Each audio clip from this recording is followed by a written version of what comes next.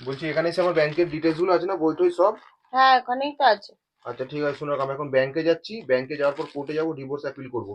Divorce কেন? হ্যাঁ। কেন তো কারণ আমি বলতে পারবো না, আমি ডিভোর্সটা অ্যাপিল করবো, ফর্মটা যেদিন আসবে ওইখানে সাইন করে দেবে। আমি আর অত শত তোমার কারণ বলতে পারবো না, আমার ডিভোর্স চাই। ঠিক আছে। ঠিক আছে। কি রে ভাই, বল ভাই। বলছিস তোর বাড়ির পাশ দিয়ে আসছিলাম, শুনলাম হ্যাঁ নাকি তুই তোর বউকে ডিভোর্স দিয়ে দিচ্ছিস। হ্যাঁ, ঠিকই শুনেছিস ভাই। কিন্তু কেন ডিভোর্সটা কেন দিচ্ছিস তুই? ওটা অনেক বড় কারণ আছে ভাই, তুই বুঝবি না। দেখ, কি কারণ?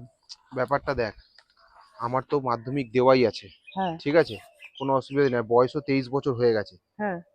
এবার খালি আমার ডিভোর্সটা হয়ে যাক, মানে আমি বেকার, তারপর থেকে বেকার ভাতা পাবো, তাই জন্য ডিভোর্সটা অ্যাপিল করেছি। পাগলা চোদা নাকি?